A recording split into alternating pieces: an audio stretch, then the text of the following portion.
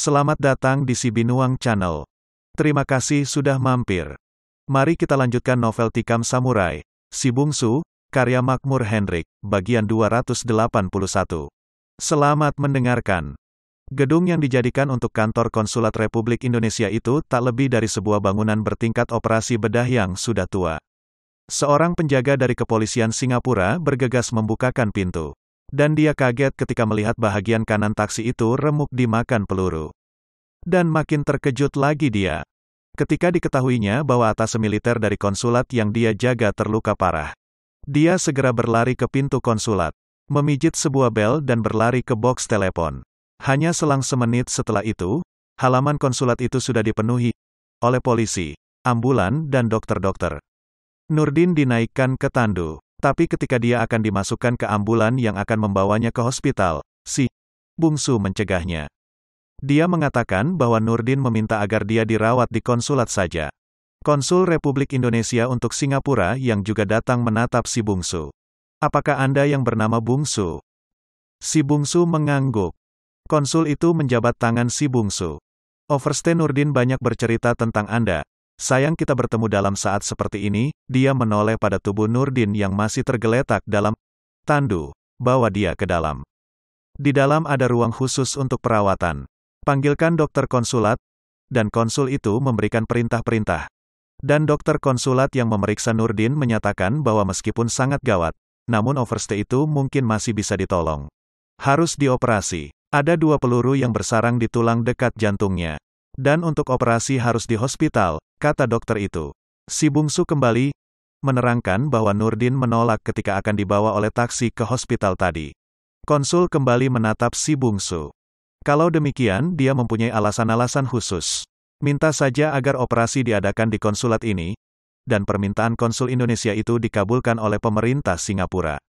Seperangkat alat-alat operasi segera dipindahkan ke konsulat tersebut. Konsul Indonesia itu memutuskan untuk memberitahu istri Nurdin melalui telepon. Bu Salma? Ya, ini dari siapa? Konsul itu menyebutkan namanya. Oh, Bapak, apa kabar Pak? Ibu di rumah? Ya, dia ada di rumah tapi, Bapak ingin bicara dengan Pak Nurdin. Tidak, dia ada di sini. Maksud saya ya dia ada di konsulat sekarang ini. Ada pertemuan penting. Saya harap ibu juga bisa hadir di sini. Sekarang, Salma memang tak punya prasangka. Dia segera saja bersiap dan berangkat ke konsulat dengan mobil dinas suaminya yang memang ditinggal di rumah. Masih bersama Si Binuang Channel. Mari kita lanjutkan novel Tikam Samurai, Si Bungsu, karya Makmur Hendrik, bagian 282.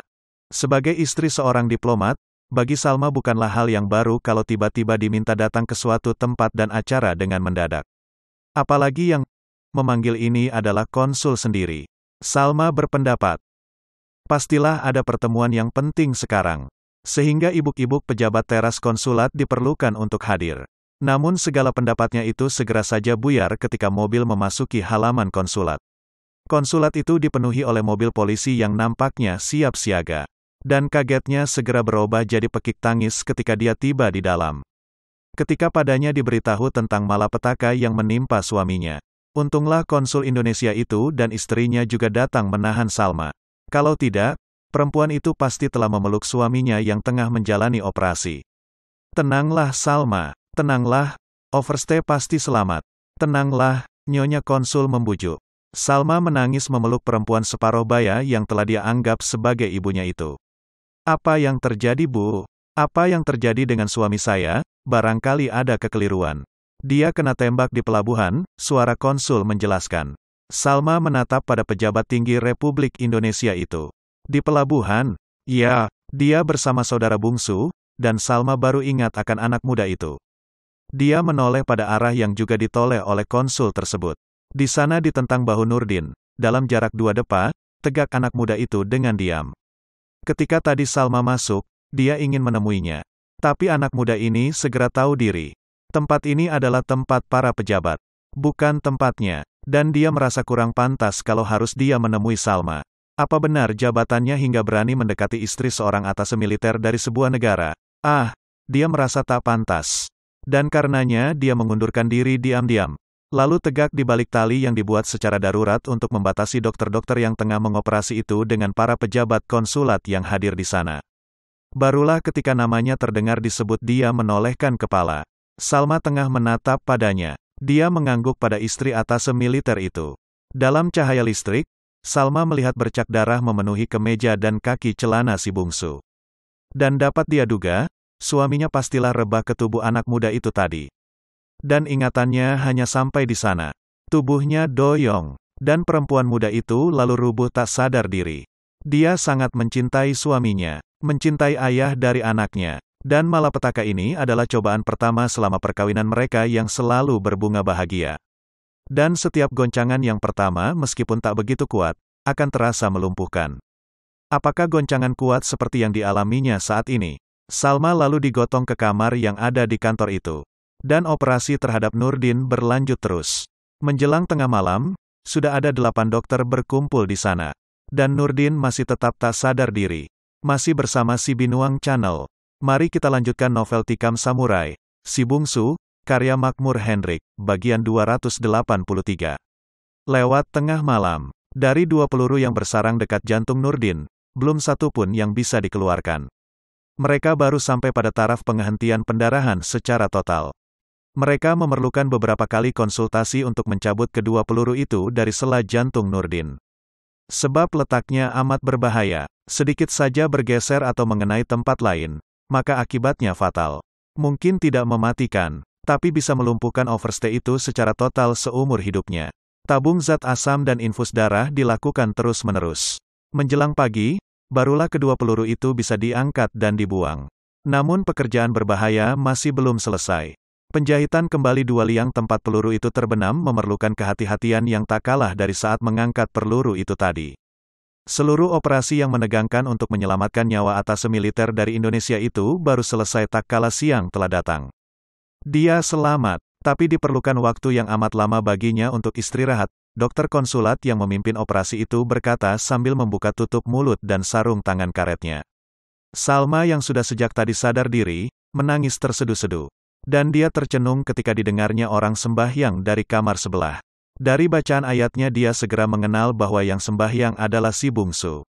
Salma dan keluarga konsul Republik Indonesia itu sama-sama tercenung. Mereka semua orang Islam, tapi karena alasan kesibukan tugas negara, mereka amat jarang sholat. Bahkan boleh dikata mereka tak pernah melakukannya. Demikian juga Salma, padahal dahulu dia adalah gadis yang soleh. Bekas pelajar diniyah Putri Padang Panjang. Dan tanpa dapat ditahan, air mata perempuan muda itu merembes turun. Konsul sendiri bergegas ke kamar mandi, mengambil wudhu, kemudian ikut sembahyang. Meskipun dia seorang pejabat tinggi, namun dia tak malu untuk belajar dari yang lebih muda. Kenapa harus malu memulai sholat, pikirnya. Dan dia sholat di belakang si bungsu tegak. Untuk keamanan, Nurdin tetap tak dirawat di hospital ataupun di rumahnya. Konsul menyuruh agar dia dirawat di konsulat itu saja. Kantor konsulat itu cukup besar. Konsul jenderal itu sendiri dahulu tinggal di gedung konsulat tersebut bersama anak istrinya. Kini kamar itu ditempati oleh Salma dan suaminya yang sakit. Dokter datang 3 kali sehari mengecek keadaannya. Hari keempat setelah operasi itu, Nurdin masih belum sadar. Namun keadaannya tak lagi begitu mengkhawatirkan. Makanannya diinfuskan melalui pembuluh darah berupa zat cair berwarna putih. Di kamar tamu, si bungsu menceritakan pada Salma tentang peristiwa di pelabuhan tersebut. Dia mengatakan tentang dokumen yang ada padamu. Salma, dokumen. Petik 2 titik. Masih bersama si Binuang Channel. Mari kita lanjutkan novel Tikam Samurai, Si Bungsu, karya Makmur Hendrik, bagian 284. Ya, ada sebuah map biru berbungkus kertas minyak berwarna kuning. Salma coba mengingat. Oh ya, saya ingat. Dia berikan sebulan sebelum kejadian ini. Engkau mengetahui isinya? Tidak, saya hanya menyimpannya. Dia meminta saya mempelajari dokumen itu. Apakah tak lebih baik diserahkan pada konsul? Dia tak berkata begitu. Barangkali dia tak ingin memberitahukannya sebelum dia usut secara menyeluruh. Ada dokumen itu sekarang? Ada. Di rumah di Jalan Bresh Basah. Kita bisa mengambilnya sekarang. Salma lalu berdiri.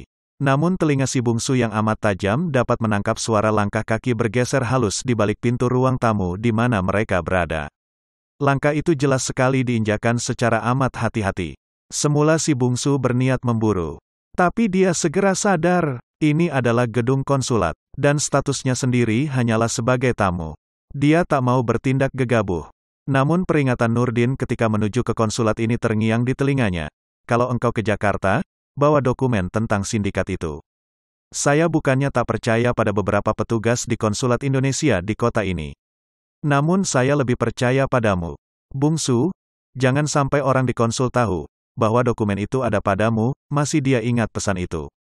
Dan hatinya jadi tak sedap mengingat langkah menjauh di balik pintu tadi.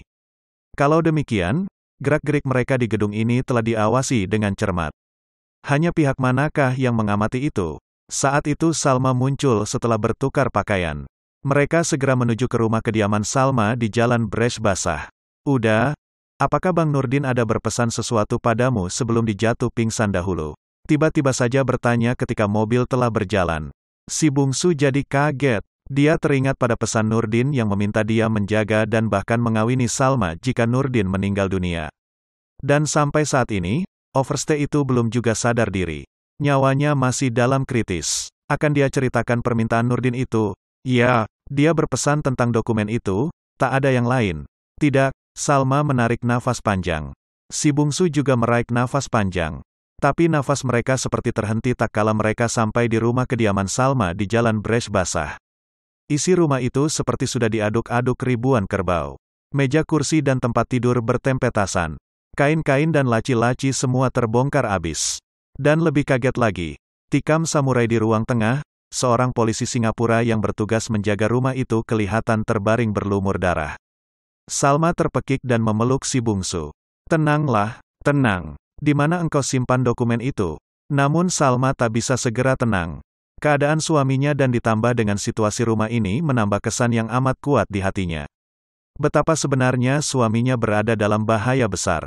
Hal itu menggoncangkan hati Salma. Masih bersama Si Binuang Channel. Mari kita lanjutkan novel Tikam Samurai, Si Bungsu, karya Makmur Hendrik, bagian 285. Namun akhirnya Salma berhasil juga ditenangkan. Dan dia menunjukkan di mana dia menyimpan dokumen tersebut. Ternyata dia cukup pandai menyimpan dokumen itu, karena dikatakan suaminya amat penting dia simpan dalam lemari yang tertanam ke dalam dinding. Dan di bahagian depan dinding yang menyimpan lemari itu, terletak kaca lebar. Takkan ada orang yang menyangka bahwa dia menyimpan dokumen atau benda apapun di belakang kaca itu. Bahkan kalaupun kaca itu dihancurkan, lemari dalam dinding itu tak pula segera kelihatan. Salma sendiri mengetahui lemari itu ketika dahulu serah terima dengan penghuni sebelumnya. Nyonya rumah yang akan pindah itu, seorang nyonya Inggris, membawa Salma keliling kamar.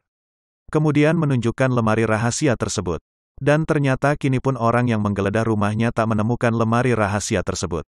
Dokumen dalam map biru yang dibungkus kertas minyak kuning itu masih utuh bersama beberapa dokumen lainnya berikut perhiasan-perhiasan Salma. Tiba-tiba si bungsu tertegak.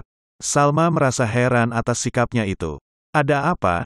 Tetaplah tenang di sini. Pegang dokumen ini. Jangan pergi sebelum saya datang di sini. Tutup pintu kamar ini, berkata demikian si bungsu lalu menyelinap. Namun berbalik lagi cepat. Ada telepon di sini. Ada. Salam bergegas ke kamar tengah. Di sana ada telepon yang diengkol untuk mempergunakannya. Tapi tali telepon itu ternyata telah putus. Mereka bertatapan. Kembali ke kamar tadi, kata si bungsu. Salma bergegas ke kamar tersebut. Dia tak tahu ada apa sebenarnya.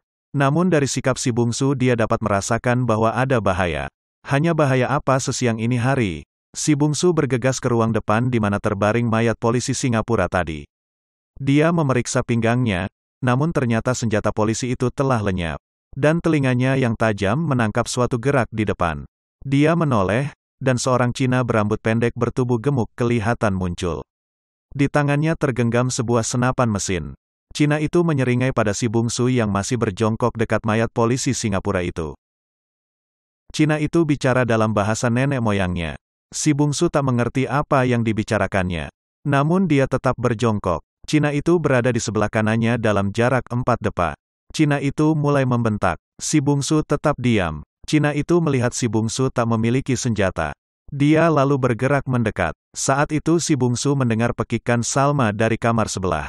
Cina itu makin menyeringai. Dan saat itulah tangan kanan si bungsu bergerak.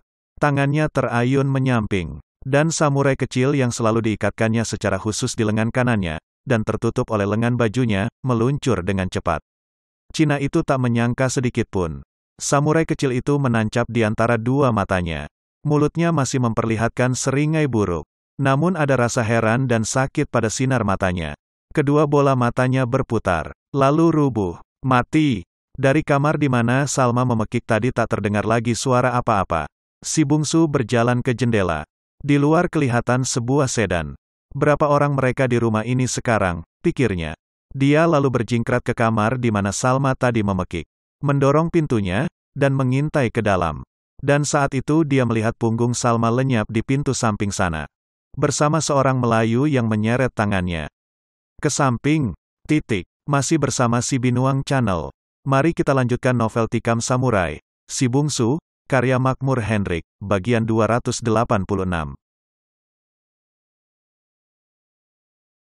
Si bungsu berlari ke samping, masuk ke kamar yang menghubungkan dengan taman samping.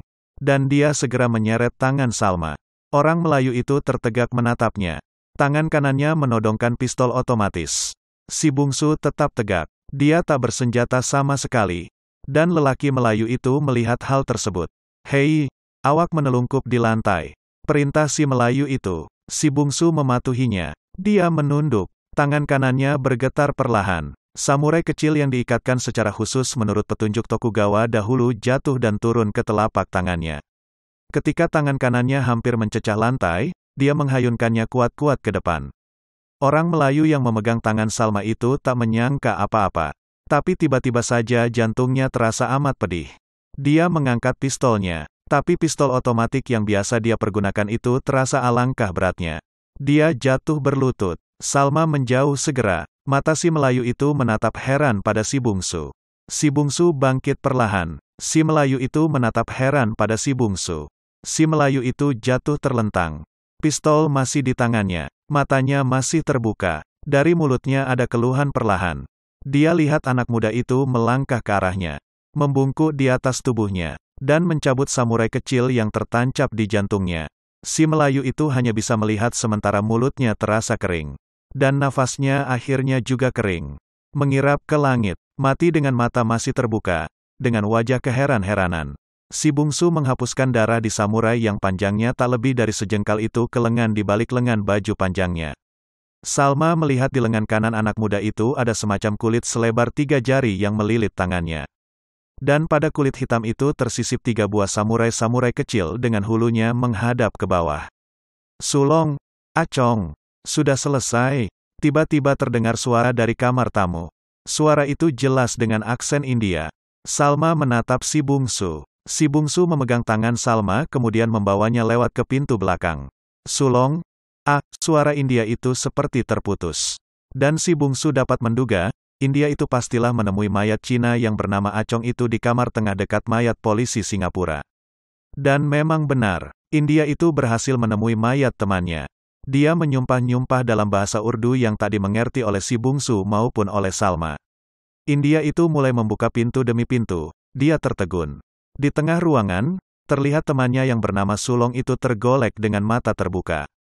Dia maju selangkah, dan saat itulah dari samping sebuah tendangan mendarat di kerampangnya. Tendangan itu amat kuat, dilakukan oleh seorang anak muda yang telah melatih diri bertahun-tahun. Ada suara tak sedap tak kala punggung kaki si bungsu melanda kerampang India itu. India bertubuh tinggi besar itu tertegak di sana. Matanya jadi juling. Senapan otomatiknya terjatuh. Kedua tangannya segera memegang instrumen di kerampangnya yang baru saja diterpa kaki si bungsu. Dia melenguh. Dan nampaknya, ada beberapa instrumennya yang fatal kena tendang itu. Dia melosot turun dengan mulut berbuih. Pingsan. Nah, kini tinggal membereskan sopir di halaman sana. Tapi bagaimana caranya? Mereka harus keluar dari rumah ini secepat mungkin. Sopir sedan yang parkir jauh di halaman sana menanti dengan mata terkantuk-kantuk. Lalu dia mendengar suitan. Di pintu rumah besar itu dia lihat seorang perempuan tegak dengan leher ditekuk oleh temannya. Temannya yang tegak di belakang perempuan itu melambaikan tangannya. Sopir Cina itu menjalankan mobil dan membawanya ke dekat rumah. Masih bersama si Binuang Channel. Mari kita lanjutkan novel Tikam Samurai, Si Bungsu, karya Makmur Hendrik, bagian 287. Tapi saat itu pula si bungsu melihat lain di bangku belakang sedan tersebut. Dia cepat menarik Salma ke dalam. Masih ada yang lain di dalam sedan itu. Tak ada jalan keluar yang lain? Tanya si bungsu. Ada, lewat belakang. Tapi harus meloncati pagar, kita harus coba. Kemana jalan itu tembusnya? Ke jalan raya, bagus. Ayo cepat, mereka berlarian sepanjang rumah. Sementara sedan terhenti di depan. Mereka mencapai pintu belakang ketika yang seorang lagi dari komplotan yang tak diketahui siapa mereka oleh si bungsu itu turun. Dengan pistol di tangan dia membuka pintu. Dan matanya terbelalak melihat mayat temannya si Cina yang bernama Acong. Mereka lolos. Teriak orang itu dalam bahasa Melayu. Sopir Cina itu turun dan mengambil pistol dari laci sedannya. Berdua mereka lalu masuk hati-hati ke rumah besar tersebut. Menyelinap ke kamar demi kamar. Tapi rumah itu kosong. Ke belakang, serunya. Mereka berlari ke belakang. Dan saat itu di pagar belakang si bungsu tengah menahan kaki Salma yang memanjat tembok. Berhenti. Si Melayu itu berteriak. Saat itu Salma telah melompat ke jalan raya di sebelah tembok. Dan kini tinggal si bungsu. Perlahan dia membalik. Dia melihat dua orang, satu Melayu dan satu lagi Cina tegak dengan bedil siap ditembakkan padanya. Kemari kau. Bentak si Melayu. Yang Melayu ini agak tenteram juga hatinya. Sebab ternyata lelaki di depannya ini tak bersenjata sama sekali. Si bungsu melangkah menuruti perintah kedua orang itu. Ketika telah dekat, si Melayu itu menghantamnya dengan sebuah pukulan. Kena mulutnya, berdarah, sebuah tendangan ke perut. Si bungsu terbungkuk, terputar, dan saat berputar itu tangannya terayun ke belakang. Dua bilah samurai kecil, dengan keahlian yang sulit untuk dipercaya, meluncur dari balik lengan bajunya. Dan kedua samurai yang sejengkal panjangnya itu, menancap di leher kedua lelaki tersebut. Menancap hingga ke gagangnya. Kedua lelaki itu tersentak, melemparkan senjata di tangan mereka. Sebelum kedua lelaki itu jatuh ke tanah, si bungsu berbalik. Kemudian memanjat tembok, dan melompat ke sebelah. Salma menanti dengan wajah pucat. Mereka menghentikan sebuah taksi. Salma menyebutkan alamat konsulat. Taksi itu meluncur ke sana. Di konsulat, Salma melaporkan pada konsul tentang peristiwa yang dialami di rumahnya. Menceritakan tentang sopir konsulat yang mati terbunuh. Namun dia tak menceritakan tentang dokumen yang sekarang ada pada si bungsu. Konsul segera saja menelpon pihak yang berwenang di Singapura. Menyampaikan protes keras atas lemahnya perlindungan keamanan bagi anggota Korps Diplomatik Indonesia. Pihak pemerintah kota Singapura minta maaf dan berjanji akan menyelidiki dan mengusut peristiwa itu sampai ke akar-akarnya. Si bungsu kini tidak lagi tinggal di konsulat. Meski konsul berkeras menahannya untuk tetap tinggal di sana, namun anak muda ini berkeras pula untuk pindah. Kenapa tidak di sini saja udah tinggal? Petik 2. Masih bersama si Binuang Channel. Mari kita lanjutkan novel Tikam Samurai, Si Bungsu, karya Makmur Hendrik, bagian 288. Salma bertanya ketika si bungsu membenahi pakaiannya untuk pindah. Demi keamanan Nurdin dan kalian semua, Salma. Dokumen ini nampaknya mengundang bahaya. Kalau saya dan dokumen ini berada di sini, saya bisa membayangkan bahwa akan ada saja orang yang akan berusaha mengambilnya dengan cara apapun. Saya tak mau kalian celaka karena ini. Biarkan saya mencari tempat lain. Dari sana saya bisa bebas bergerak, kemana udah akan pindah.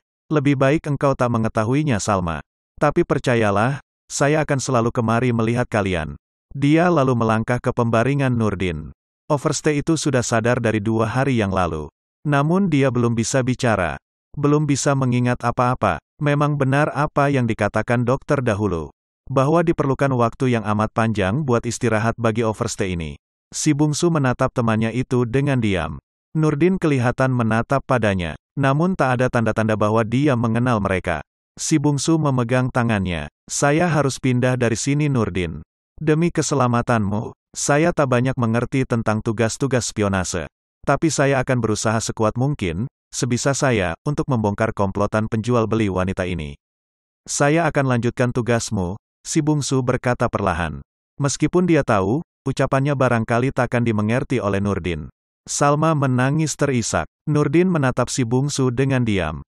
Kemudian si bungsu memutar tegak, memandang pada Salma yang menangis terisak di sisi pembaringan suaminya.